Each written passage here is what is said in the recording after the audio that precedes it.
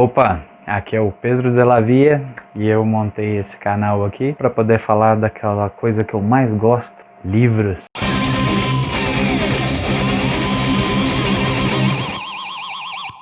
E por que mais um canal de livros? Porque eu quero, mas a verdade é que eu queria muito fazer um registro das coisas que eu já li e que eu ainda vou ler. E a memória já não anda muito boa, fazer essas resenhas vai me ajudar a lembrar de coisas relevantes, né? Tipo, que eu li o livro.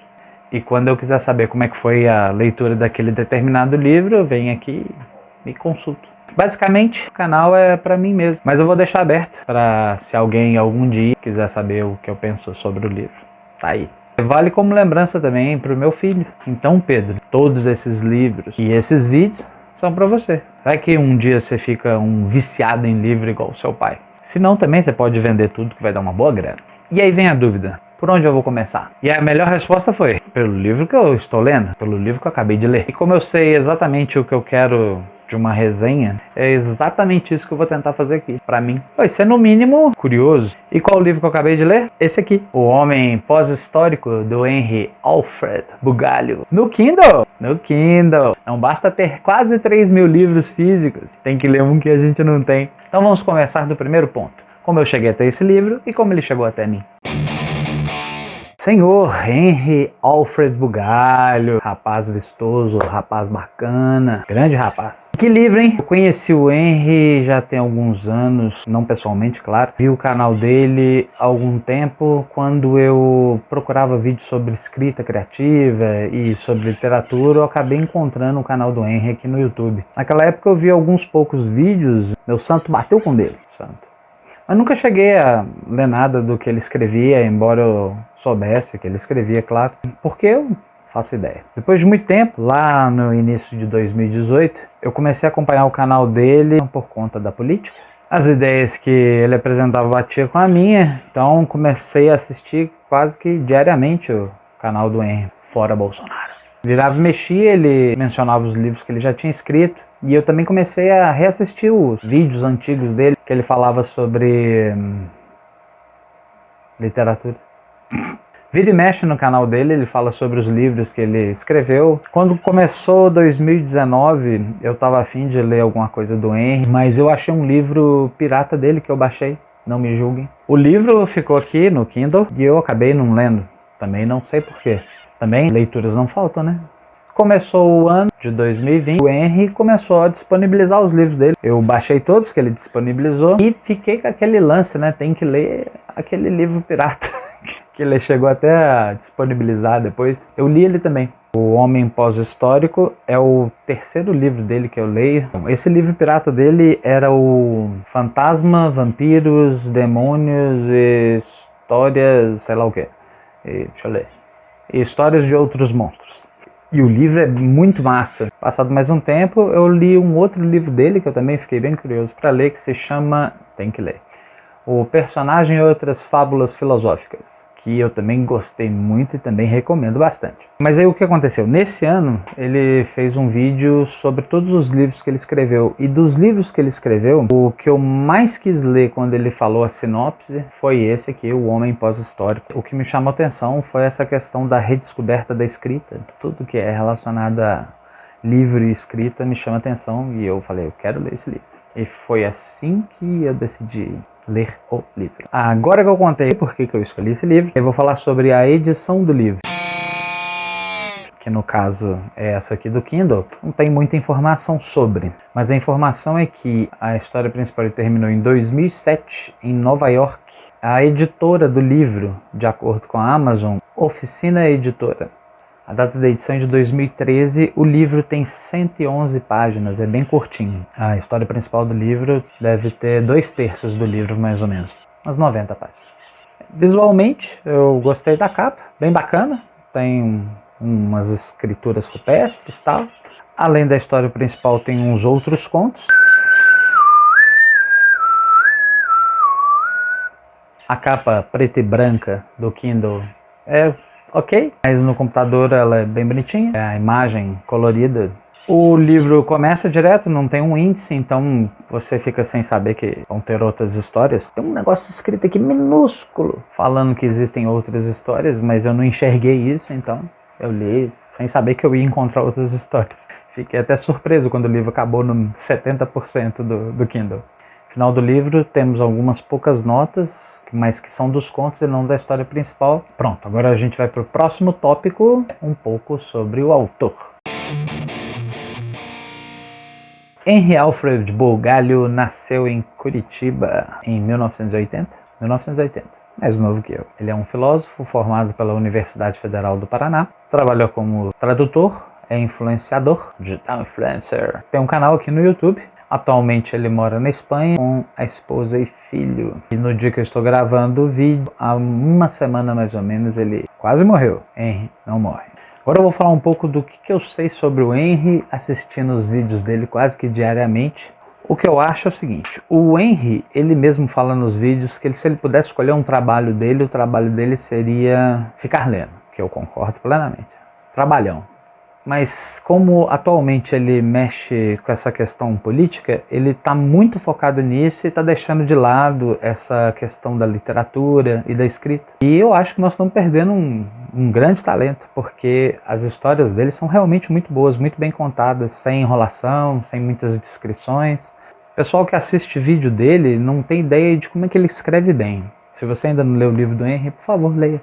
Como o Henry é um autor que eu vou ler outras obras, mais pra frente eu falo mais sobre ele. Próximo tópico, o enredo, o mote desse livro. Para não falar que eu não faço críticas das coisas que eu gosto, a minha primeira crítica vai para... Peguei esse livro para ler, eu jurei que eu estava lendo um romance, e na verdade se trata de uma novela, a meu ver. É uma história bem curta, ela ocupa 70% do Kindle. Na Amazon está escrito que é uma ficção científica, isso quer dizer... Os textos complementares são uma ficção científica. O texto principal eu acredito que seja uma distopia. Claro que de forma nenhuma isso desqualifica o texto do Henry. O Homem Pós-Histórico conta a história de um homem que está em sua caverna passando fome e ele precisa urgentemente comer. Ele sai, caça, ele acende seu fogo, conhecimento pré-existente passado por seus ancestrais. E depois que ele se alimenta, já está muito tarde, ele está perdido, a chuva aumenta, ele procura algum lugar para se abrigar, sai correndo no meio da floresta entre os raios e trovões. Ele tropeça e cai num lugar de cara e esse lugar se quebra e ele cai no fundo de algum lugar. Como está escuro e ele está machucado, a única coisa que ele faz é se encolher e chorar. No outro dia, a luz que entra pelo buraco de onde ele caiu revela que ele está num lugar enorme, cheio de prateleiras, um monte de livros, uma biblioteca. Mas a narrativa nos mostra que o homem desconhece o que seja uma biblioteca, desconhece o que seja livro, desconhece o que é aquilo. Ele acha uma escada, sobe correndo por ela. Quando ele chega no topo, existem mais livros. Ele está num hall enorme, acha um quadrado e passa por ele, que seria uma porta, e ele foge dali. Mas aquela ideia daquela biblioteca permanece em sua mente durante todo o livro. E esse é o mote principal dessa história. Agora vamos falar sobre os extras que existem nesse livro. Se chama Contos sobre o Futuro, que é exatamente o que o título sugere. O primeiro conto, chamado Cemitério Russo, temos uma espécie de previsão, porque ele acerta em cheio o fim do mundo com um vírus que destrói toda a face da Terra. Coincidência sobre o que ele escreveu? O vírus veio da China. Lá vem o conspiracionista. Curioso é que o Henry escreveu esse conto em 2008. Seria Henry Bugalho um novo Nostradamus? O vírus é batizado de HR7. Não é o Covid-19. No conto nós vamos acompanhar Vladimir, um garoto de 16 anos, russo, cheio de preconceito, que vai se abrigar do surto de vírus nos bunkers, em abrigos subterrâneos. E a conclusão da história se dá 10 mil anos depois. O segundo conto é chamado de Terra de Ninguém. É uma viagem no tempo para o futuro, até o ano de 2099. Universo Marvel de 2099? O viajante chega no seu alvo em 2099 e perde um grande evento por apenas 6 dias. Uma invasão alienígena destruiu tudo que tinha na Terra. Será mesmo que não sobrou mais ninguém? O terceiro conto se chama A Criatura. Trata-se de uma criação de um robô que aos poucos vão se aprimorando para aquele que tenha cada vez mais características humanas. Primeiro inserem a fala, os sentimentos, as emoções. O resultado é inusitado.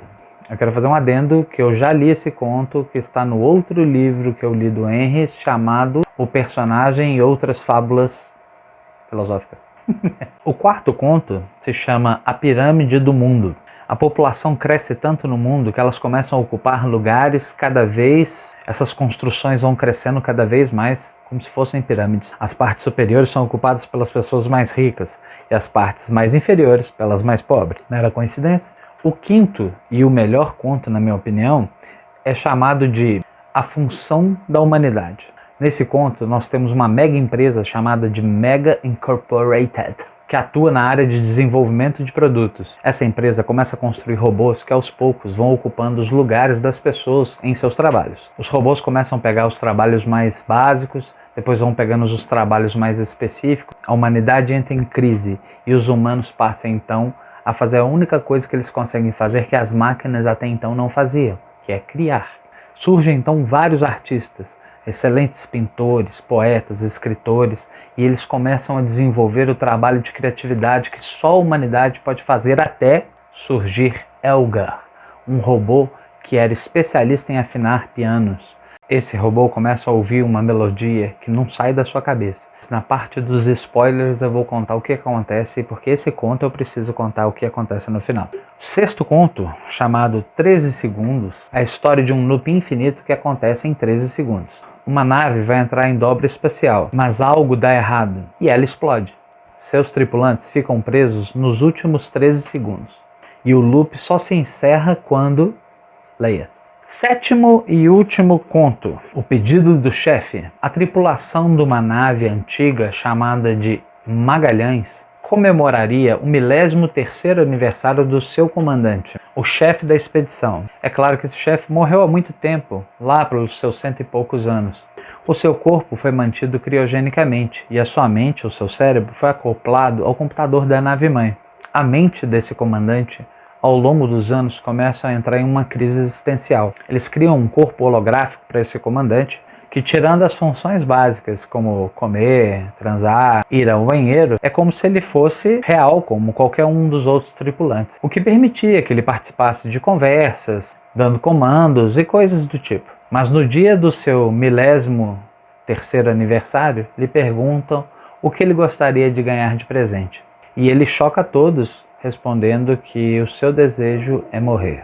Agora eu vou falar sobre a parte que mais me interessa no vídeo, que são os spoilers da história. Muita gente tem esse problema de eu não quero saber a história, eu tenho medo de saber como é que termina a história. Eu não vou contar exatamente até o final, mas eu vou contar muita coisa do livro. E para mim isso é importante, não só porque eu li e quero lembrar, mas porque eu não me importo com isso, nunca me importei. Depois dessa parte que eu fizer os spoilers dos livros, eu vou analisar passo a passo os personagens e o que tem por trás da história. Então vamos lá, a parte que mais interessa no vídeo, o resumo da história. Enquanto ele está absorto, mexendo nos livros e vendo as gravuras e estudando o que poderia ser aquilo, uma coisa chama a sua atenção, um som. E aí nós vamos ter o antagonista dessa história, que vai ser o outro. Na mente rudimentar do nosso protagonista, o homem, o outro é um outro. O outro é também um humano, como ele. Ao que parece, o outro é o dono do lugar, ali é o seu abrigo e eles entram num combate feroz. O homem, o protagonista, é ferido na coxa, e vale apontar aqui que o Henry joga com essa ambiguidade de raiva e compaixão, ao mesmo tempo que ele está furioso, querendo expulsar o homem da biblioteca, sente compaixão ao mesmo tempo porque o homem está ferido. Esse misto de sentimentos eu acho uma coisa bem importante para o livro e é uma característica humana, né? O outro rosna para o homem ferido, foge de medo. Ele sai de lá ferido e vai para casa remoer a sua derrota. O homem agora registra o que aconteceu com ele em desenhos rudimentares na parede da sua caverna. Ele se sente em perigo, se sente ameaçado e decide que ele precisa ir embora dali, pois o lugar onde ele mora é muito perto de onde fica a biblioteca e ele teme ser encontrado pelo outro. Nas suas andanças no meio do mato, ele acaba encontrando a mulher. A mulher está tomando banho no rio e ele fica observando ela de longe. Ela nota que ele está ali e foge. Ele corre atrás dela e se esconde quando ela chega na outra caverna. Lá ele vai descobrir que além da mulher existe um pai, uma mãe e um menino. Ao mesmo tempo que ele se assusta com a presença dessas outras pessoas, ele sente uma espécie de felicidade de não estar mais sozinho. Ele sabe que existe o outro, que ele já não era o único homem. Tá entendendo como é que funciona a história? É como se fosse um primórdio de algo que aconteceu com o planeta e que esse homem seria o único ser da Terra. Então, quando ele descobre essa nova família, ele sente uma espécie de conforto. O pai é agricultor, né? A mãe é a mulher, coletam frutos e lenha e cozinham, e o menino fica brincando com um boneco de madeira. O homem percebe que o pai só consegue capturar pequenas aves e roedores com armadilhas. Não é um caçador como ele é. Ninguém nessa história sabe que existe pesca. Como ele percebe que o pai não domina a caça, ele decide colaborar para essa microsociedade. Então ele vai fazer o que ele sabe fazer, caçar. Então, cada vez que ele caça, que ele abate uma caça, ele tira um pedaço para ele e entrega a maior parte para a família. Ele vai à noite e coloca na porta da caverna dessa família. A família começa a se acostumar com esses presentes que ele traz e começa a retribuir da forma que ele sabe. Numa das noites que ele vai levar a caça, ele encontra uma tigela com frutos e cereais que o pai deixa. O tempo vai decorrendo e um dia, quando o homem vai levar a sua carne para deixar na porta da caverna, o pai o surpreende quando ele vai pegar a tigela. Ele vê o ferimento do homem e se compadece da sua dor. Eu não faço ideia de como é que esse cara não morreu ainda gangrenado por causa desse ferimento.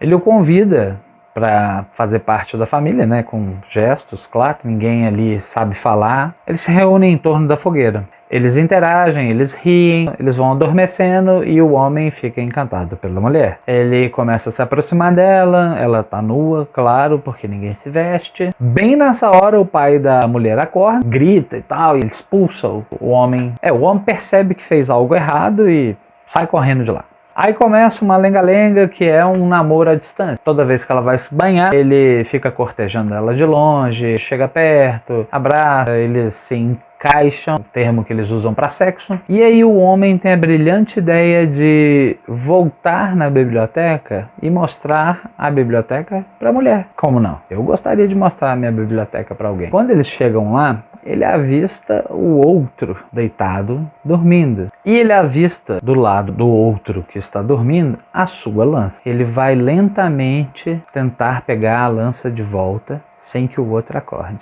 O rosto dele fica perto do homem, acorda e morde o nariz dele. Aí eles começam um novo combate. O homem arranha ele de raspão com a lança, porque ele conseguiu pegar a lança, mas o homem bate o cabo da lança dele na cabeça do homem e desmaia o homem. Resultado, o outro corre atrás da mulher que foi com ele, estupra a mulher, o homem acorda, escuta os gritos, corre na direção dos gritos e encontra o outro montando a mulher. Ele grita, espanta o outro foge e ele pega a mulher, ela está em prantos, está gritando, claro. O homem jura vingança pela segunda vez que ele foi derrotado. Foda-se a mulher estuprada, né? Claro. Macho, escroto. Ele acaba voltando com a mulher para a caverna dele, que é lá perto. Ela vê os desenhos na caverna, ela vai e se desenha chorando. E eles contam uma espécie de história. O tempo passa, o clima muda, começa a cair neve. O pai já aceitou ele de volta. E o homem vai sair para caçar e chama o pai. O pai caçando junto com ele fica mais fácil de capturar presos. O pai já não quer, já não é tão ágil quanto ele. Eles são emboscados por um bando de lobos, eles precisam se abrigar, eles fazem uma fogueira, eles ficam de vigia, só que o homem dorme e quando ele acorda com os gritos do pai sendo devorado pelos lobos. Ele tenta resgatar o pai, mas vê que o pai já está morto e não vai lutar com um monte de lobos por causa de um cadáver. Então ele foge. O homem está fugindo, correndo pela floresta, ele fica exausto, está chovendo, está nevando, quase à beira da morte. Quando ele está para desistir da vida, ele vê um ancião e leva ele para a caverna dele. Esse ancião fala com ele, porque esse ancião sabe falar. Então temos pela primeira vez um diálogo escrito no livro. Ele é um homem racional, o homem fica vários dias nessa caverna dele, se recuperando, ele fica dando sopa pro homem e ouvindo ele falar sem entender nada, mas quando o homem já está bom, ele sente urgência de ir embora, ele está pensando na mulher, a mulher está lá sozinha com a mãe e o pai está morto. Ele vai embora, mas o ancião falou para ele, quando ele quisesse ele voltava, e ele praticamente entende isso. Ele chega, encontra a mulher e a mãe, e todos eles abraçam ele, eles ficam todos felizes e perguntam, cadê o pai? Ele conta o que aconteceu pro pai, todo mundo fica triste, mas logo a vida volta ao normal. O tempo transcorre mais uma vez, a mãe adoece e ela acaba morrendo. Sobraram então só o homem, a mulher e o menino. Acaba que o menino também desaparece, some. Eles buscam o menino, tentam achar o menino, mas nada. Fica por isso mesmo. Sumiu uma criança. Quem se importa com criança desaparecida? A mulher está cada dia mais deprimida, o homem está cada dia mais entediado, a ideia da biblioteca não sai da cabeça dele, ele passa a caçar cada dia mais longe para não ter que ficar ouvindo os lamentos da mulher, né?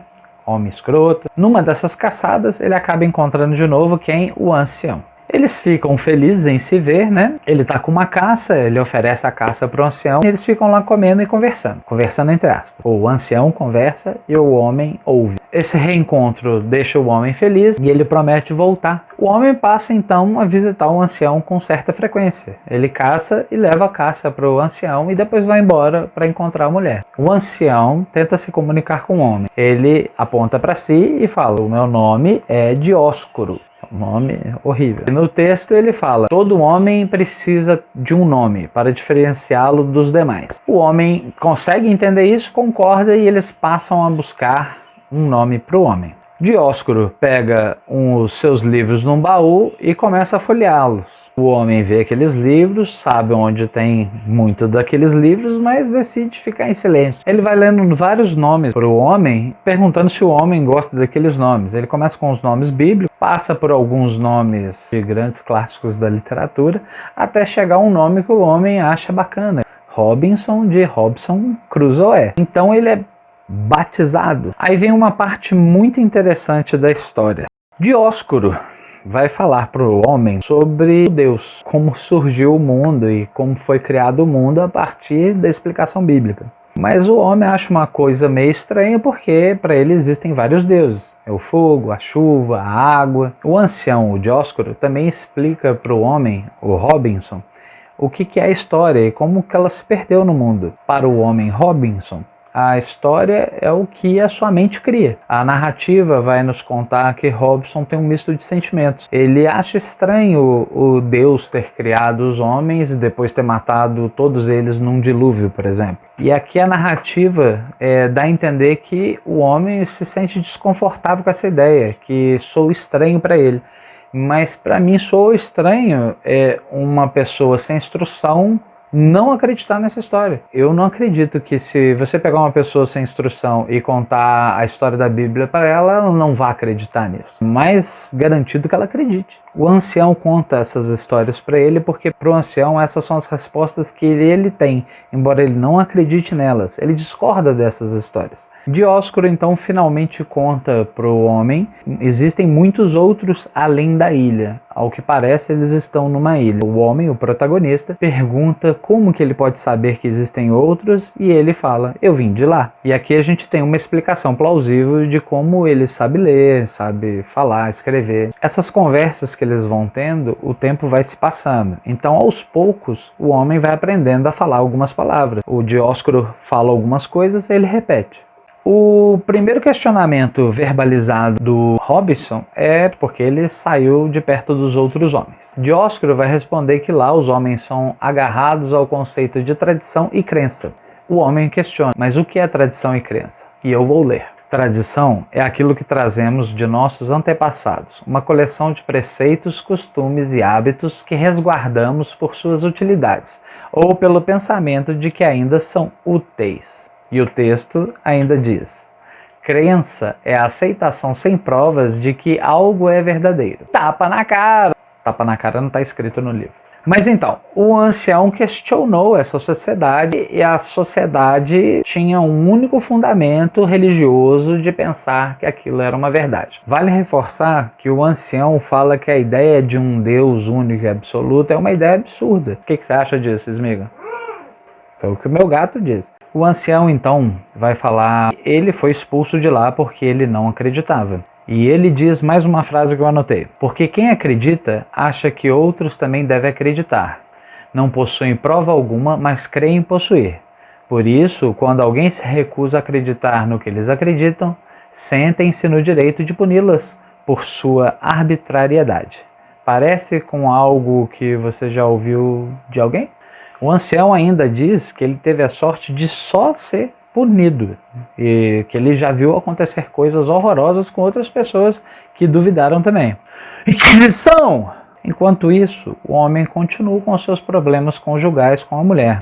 Ele passa mais tempo agora com o ancião do que com a mulher, porque ele tem essa ansiedade de aprender, de saber. No decorrer do tempo, quando ele vai encontrando a mulher e ela chorando e ele prometendo que não vai sair mais, e ele passa um tempo com ela, mas ele vai de novo para o ancião e volta e ela está chorando de novo, e ele vai balbuciando as palavras que ele vai aprendendo perto dela, e um dia ela fala com ele e ele fica com uma espécie de uma inveja que ele custou a conseguir aprender com um ancião que falava plenamente, e ela rapidamente aprendeu umas poucas palavras só de ouvir ele falando. As reclamações da mulher continuam sendo cada vez mais incisivas, e o homem tem a brilhante ideia, outra brilhante ideia, de que se ele encontrar essa comunidade, eles não vão estar mais sozinhos. Ele vai ter a ajuda de outros homens para caçar, ele vai ter com quem conversar. A mulher não vai ficar sozinha, abandonada na sua caverna. Ela vai ter outras mulheres para ficar com ela. Que ideia genial, hein?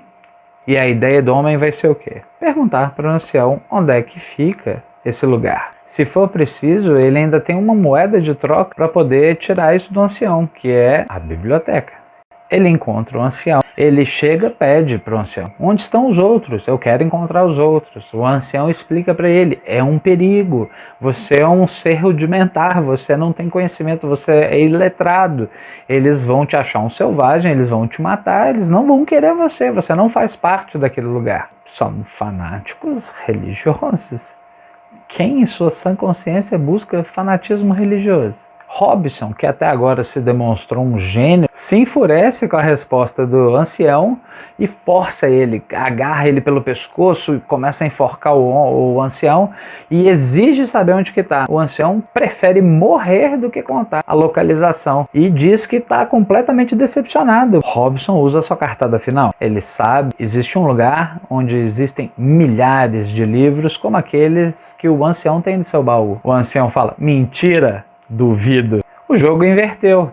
Agora o ancião quer saber a todo custo onde é que é a localização dessa tal biblioteca. Onde tem fanático religioso? Não quero nem saber. Onde tem uma biblioteca? Sim, eu quero. O homem vai embora, sem contar onde está a localização da biblioteca, e volta para sua casa. O ancião, naquele desespero de saber onde é que tem esses livros, segue o homem. Ele chega na caverna dele, encontra o homem e a mulher discutindo, chorando. O ancião quer saber onde é a biblioteca. Hobson diz para o ancião que só vai levar ele na biblioteca se ele contar onde estão os outros. O ancião aponta a direção de onde estão os outros e fala que atravessando o rio naquela direção que ele está apontando, ele vai encontrar os outros. Não tem como errar. O homem pega sua lança e fala: eu vou te levar na biblioteca. A mulher fica apavorada. Ela não quer que o homem vá para a biblioteca. O homem fala para ela esperar. Ela fica mais desesperada. Ela não quer que ele vá e fala que vai com ele porque não quer que ele morra lá, porque ela sabe que existe o outro. O homem não está nem aí para a mulher, né? Porque não foi ele que foi estuprado na biblioteca, mas ele também tem medo da biblioteca. O ancião vê os dois brigando e discutindo, mas ele não sabe da existência do outro ainda. Resultado, todos eles vão para a biblioteca. A narrativa mostra que o ancião está hiper ansioso. Encontrar esses livros significa encontrar o passado, a sua história, e saber o que aconteceu com a humanidade. Os três então partem para a famosa biblioteca. Na cabeça do ancião, todo o conhecimento perdido da humanidade pode estar lá. No caminho, o ancião ainda explica que se o Hobson soubesse ler, ele estaria sentindo o mesmo tipo de ansiedade que ele. O ancião diz a seguinte frase: desconhece o prazer que há em decifrar os signos vivos da escrita. Não possui a chave para abrir o passado, para desvendar o conhecimento. Como é importante ler, não? No caminho, porque a distância é muito longa, eles param na antiga caverna do Robson. E o ancião, o Dioscuro, vê os desenhos do Robson na parede. E aí ele diz a seguinte frase: sabe o que você fez aqui, Robson? Você escreveu o seu livro, você se inseriu na história, você contou uma história, eu entendi, e isso é escrita. Bonito, né? Lendo a história do Robson, o ancião vê que existe um outro homem dentro da biblioteca. Mas na cabeça dele, ele acha que se ele chegar lá e pedir para o outro, vai estar tudo bem, tudo beleza. E aí, irmão, posso usar sua biblioteca? Entra aí, chega mais. Então para ele está tudo bem. Partem os três no outro dia para a biblioteca. Finalmente, os três chegam à biblioteca. Eles acendem umas tochas para poder enxergar no escuro. Dioscuro fica fascinado com aquele monte de livros, começa a ler título por título e fica retardado. É igual eu vendo o livro, mais ou menos desse jeito. E aqui a gente chega no cume da história. Dioscuro está lá lendo os livros, vendo os livros e pensando nas possibilidades, só percebe o movimento que tem alguma coisa ali perto, algum perigo, quando a lança do outro atravessa o abdômen do Dioscuro. O Dioscuro cai cuspindo sangue, a tocha dele cai, começa a pegar fogo em tudo, todo mundo corre para lá, corre para cá, o homem briga com o outro e eles trocam lançada, ele consegue ferir o outro, ele não pode deixar o outro lá sem ter certeza que ele morreu, mas a mulher tá puxando ele para fora, para fora, para fora, para fora, tem que fugir. Ele fala, tá bom, vai, empurra a mulher para ela ir embora, ela vai na frente, ele volta atrás e descobre o homem engasgando, porque ele tinha ferido ele gravemente, e vê que ele está morrendo, e ele sente um misto de piedade e ódio, e foge também. No caminho, ele cata um livro, e sai e encontra a mulher lá fora. Quando ele sai da biblioteca, a primeira coisa que ele faz é o quê? Quero encontrar evangélicos fanáticos! Não é isso que ele grita, não. Mas é mais ou menos essa sensação. Ele quer ir em direção aos outros. Ele começa a arrastar a mulher pelo meio da floresta. A mulher começa a gritar, chorar, fala, porra, caralho, isso é louco, irmão. Ela não fala isso, não. Não vai pra lá, não vai pra lá, não vai pra lá. E aí ele quer ir, não quero ir. E aí você vai descobrir lendo o livro. Antes de ir pro próximo tópico, eu vou contar o final daquele conto que eu achei fenomenal. Lembrando que o nome do conto é A Função da Humanidade. O Elgar, aquele robô que afinava pianos, começa a ouvir uma melodia na sua cabeça. Ele mostra essa melodia para o pianista e o pianista fala que é uma melodia maravilhosa, que ele está compondo uma peça. Ele vai e compõe essa peça. Elgar, o robô, então, acaba ficando muito famoso.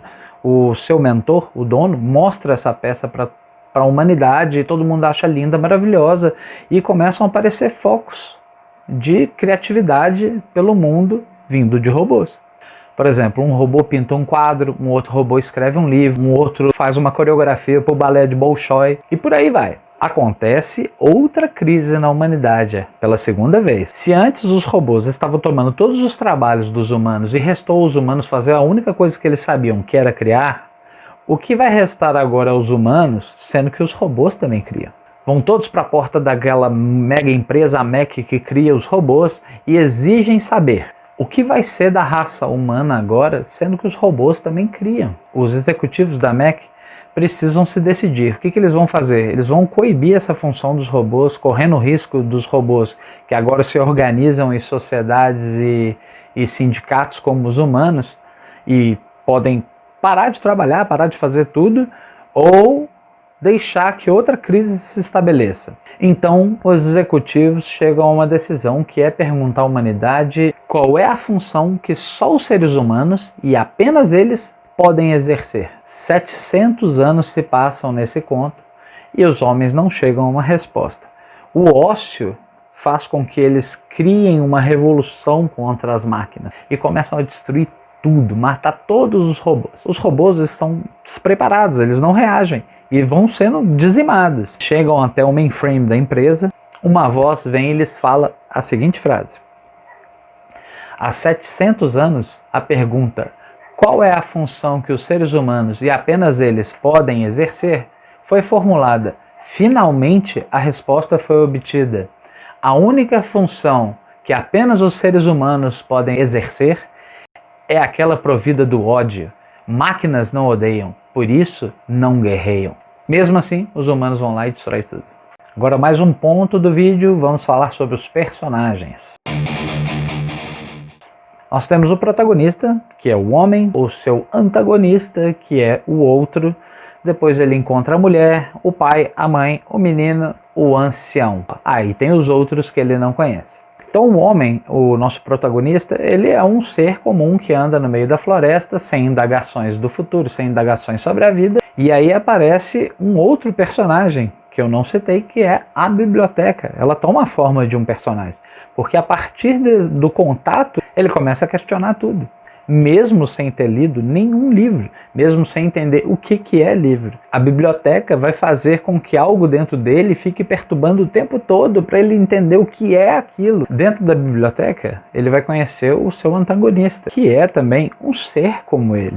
É aquela coisa de conhecer a si mesmo. O outro é o reflexo dele. Ele também tem sentimentos, eles se identificam. Um vê na face do outro o medo, a piedade, a compaixão, a raiva, o ódio. E aí fica aquela questão, né? O que é bom, o que é mal? O homem é que é o bom e o outro é que é o mal? Ou é o oposto? Afinal de contas, o homem para o outro representa exatamente a mesma coisa que o outro representa para o homem. Aparece a mulher na história. É como se fosse um sentido para o homem além da biblioteca, além do conhecimento. Os sentimentos da mulher é colocado em segundo plano. Ela é estuprada na história.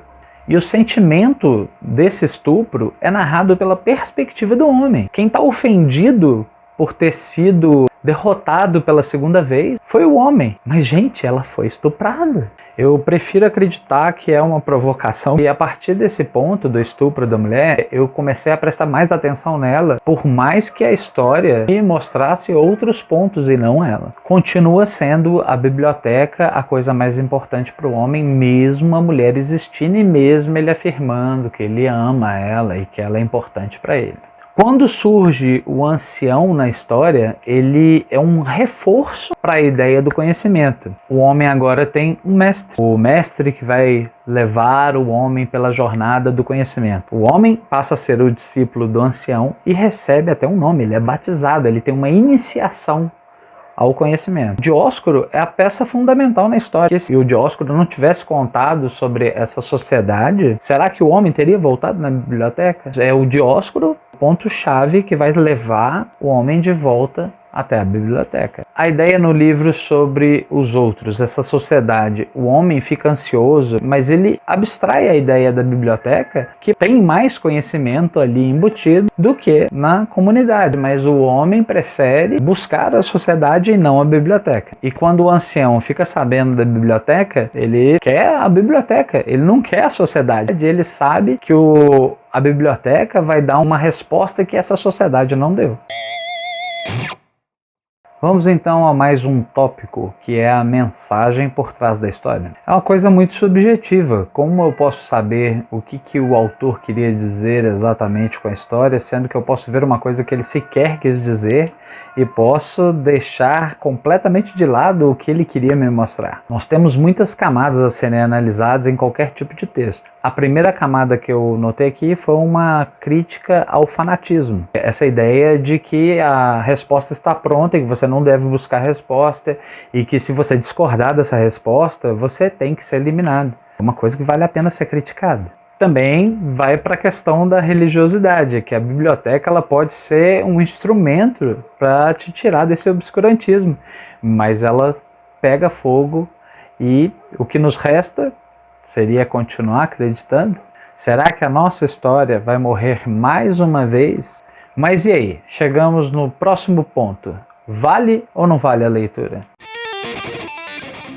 Então, como eu disse lá atrás, o que me pegou de surpresa no livro foi que ele é uma novela, que a história é muito boa, a biblioteca é fundamental, mas ela é pouco explorada. Como se trata de uma novela e não de um romance, a gente quase não ouve falar dela. Poxa, o que tem lá naquela biblioteca? O que aconteceu com o mundo até aqui? São várias perguntas que não vão ser respondidas porque ela é muito curta. Eu queria que a história se passasse mais dentro da biblioteca do que fora da biblioteca. E é justamente o contrário. A biblioteca é só um ponto-chave para a história toda acontecer. Mas é claro que vale a leitura, né? O Henry ele tem a escrita muito fácil, muito fluida, mas você consegue ler assim não peido. Ele é conciso, ele é direto e a história é muito boa. É bem bacana, vale a pena ser lido sim. E o próximo tópico agora é uma coisa que eu vou fazer em todos os vídeos, que são as perguntas.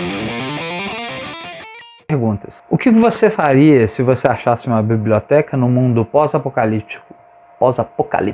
Se você não tivesse crença nenhuma, desconhecesse tudo e alguém chegasse e contasse uma história épica para você como a Bíblia, você acreditaria ou acharia pura balela? Se você já é um religioso, me conta aí, por que é que você acredita? A pergunta capciosa, que veio do conto. Me diz aí, o que é que só o homem pode fazer e ninguém mais? Última pergunta, se você estivesse na biblioteca em chamas e conseguisse agarrar um único livro, que livro seria esse? E se por um acaso chegou até aqui, me diz aí o que você achou do vídeo, o que faltou, o que eu falei demais, o que você não queria, o que você queria. Me responde aí, por que livros são sempre melhores do que as pessoas? Abraço e até o próximo.